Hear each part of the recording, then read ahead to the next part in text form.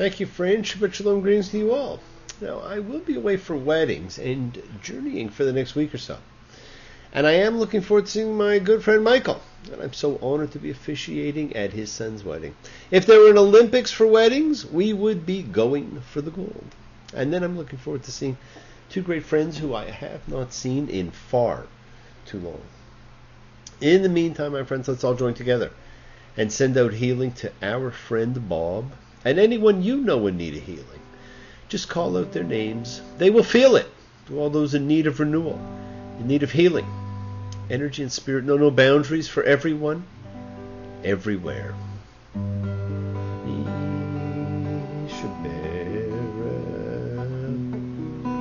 Evotenu Makor HaBracha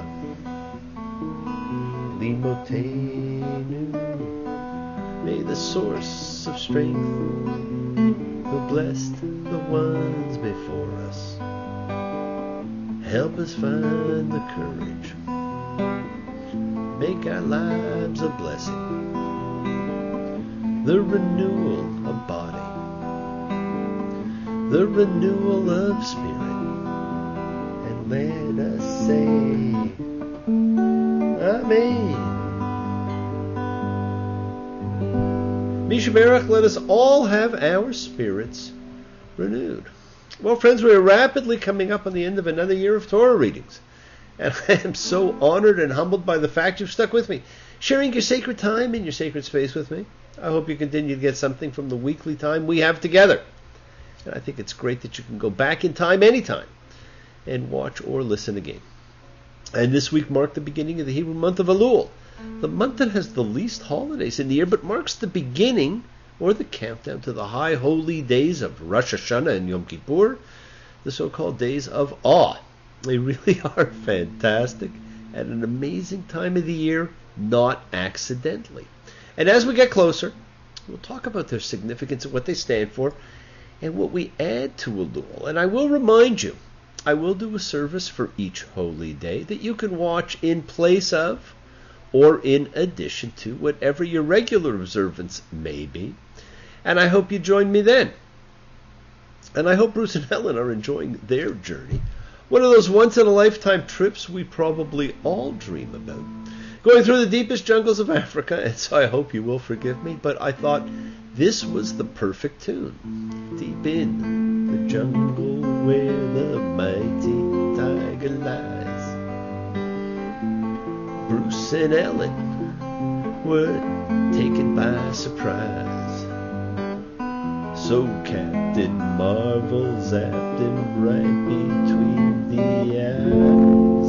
All the children sing. What a great song, and how apropos.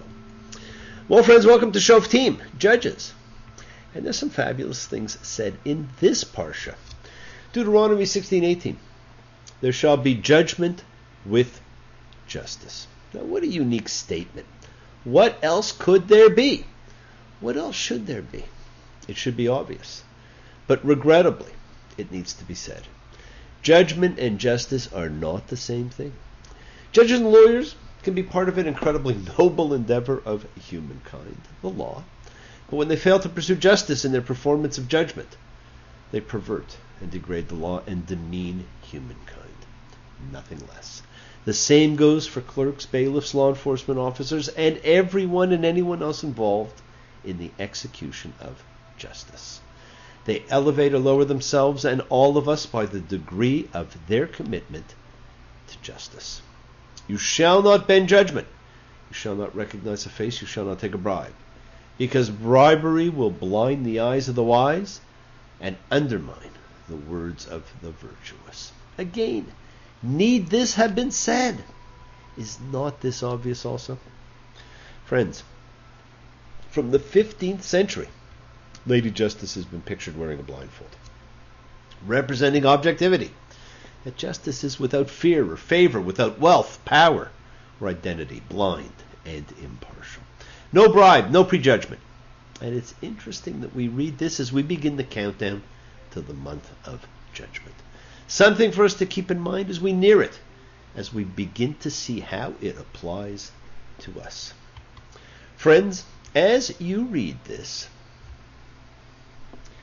you'll keep spotting the things that tell you this book was written much later. There are references to the gates, and this is a later feature of cities. And we know this is about cities because individuals did not have gates. Even where it is referenced in the Shema earlier, we have interpreted it as instructions to put mezuzot in our doorways, but it was written for the city.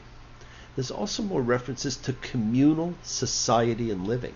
And that was an important feature as we return to the concept of justice and judgment. Deuteronomy 17:6, on the word of 2 witnesses or 3 witnesses shall the one who is to die be put to death. One shall not be put to death on the word of 1 witness. Now, we've read this before, but remember, it took 2 witnesses for capital crimes. 1 was not enough, and they were to be involved. Execution was a communal event. The hand of the witnesses shall be against him first. Now, it is, of course, significant that witnesses must know that if they testify against someone in a capital case, they will have to strike the first blows against the defendant themselves. That conveys vividly how serious their testimony is. Capital punishment is the act of a community in ancient Israel, and even more so in democracy. In biblical law, the community must know that if they're going to have capital punishment, they must understand this means that the community as a whole is taking lives. Lives are sacred. So there could be no mistaking this point. The entire community must participate in the execution. Now, in post-biblical societies where the entire people does not participate personally, this point may easily be forgotten. But for now, all the people had to carry out the execution. And that was one of the forces that led Israel to make capital punishment almost impossible during rabbinic law times. Now, it is thought that participation would compel the witnesses to be very cautious about their testimony.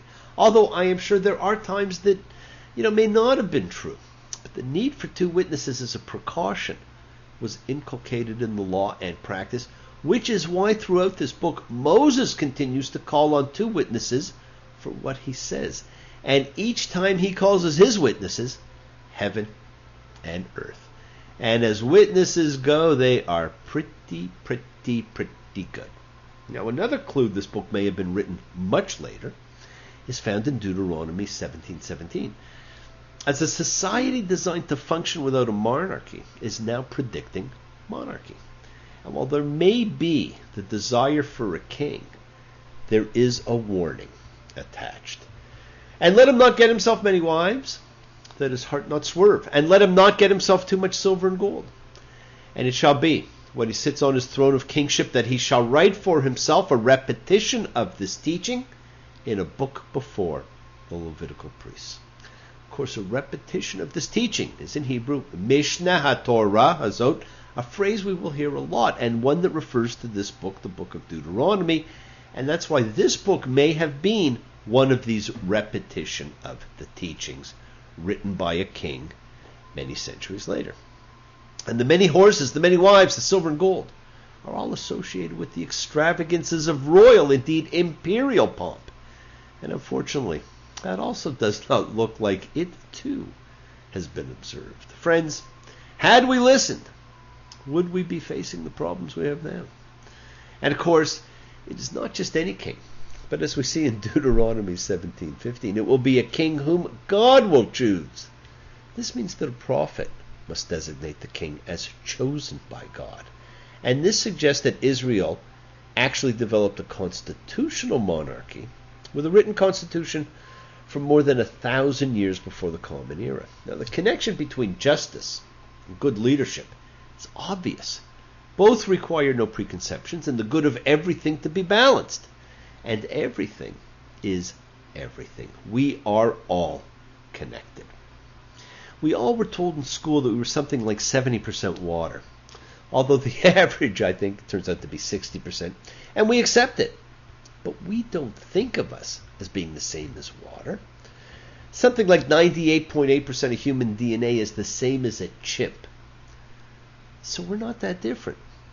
But do you think of yourself as a monkey? If you do not think you and a rock are also the same, then reduce everything to its molecular, or better still, its atomic structure. And lo and behold, we are the same as everything else: protons, electrons, and neutrons. And like light going through a prism demonstrates, there's only one source, but the energy bends and vibrates at different speeds, creating differences, different colors. But still the component parts are the same. We simply vibrate at different speeds. Friends, we are all the same. We are all connected. The drifting of justice, the greed of rulership and privilege is the result of ego. The underlying lesson of priesthood, of sacrosanctity to God, to creation, to the essence of all there is, was found in setting aside the human ego. Which is why, to be truly free, we eat the egoless bread of the priest, matzah, as the cornerstone of the annual festival of freedom. And the reason for the warning to the king, to the elite, was so that his heart be not haughty over his brothers. Haughty, elevated, arrogantly superior ego. The language of brotherhood, earlier used to link affluent and indigent, here links monarch and subjects. Friends, there is much, and you will also notice a new phrase introduced, which has been with us ever since. Deuteronomy 19:1, the Lord your God. But it does not say Lord. No. It names God, the four-letter divine name, the Yud-He-Vav-He, Yahweh, he who causes being, the name introduced to Moses, not to be confused with any other. Yes, this is an organic book, calling for ongoing review. If a matter for judgment will be too daunting for you, then you shall get up and go to the place the Lord your God will choose. Authorities in law and religion in each age shall determine what to do. This has always been done in Judaism. That is why there are now several branches. The primary consideration when authorities, including scholars and rabbis, determine that a law has changed is that they do so with wisdom and reverence and not with arrogance. It is not about simply looking to the past, but about considering the wheels of time. And friends, this parsha, this thought, inspired a great song which came from this. Don't want to judge nobody. Don't want to be judged. Don't want to touch nobody. Don't want to be touched. Don't want to hurt nobody. Don't want to be hurt. Don't want to treat nobody like they was dirt. But if you do right to me, baby, I'll do right to you too. Got to do unto others like you have them, like you have them do unto you.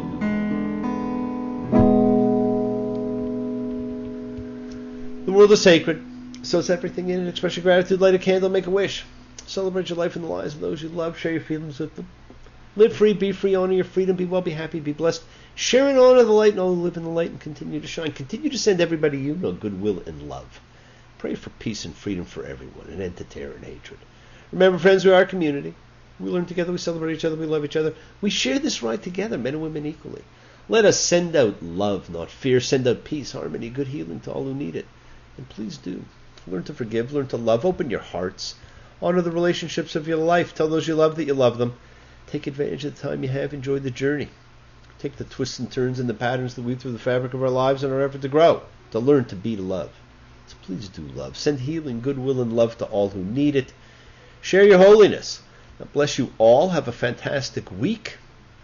A week of love and light, a week of peace and healing.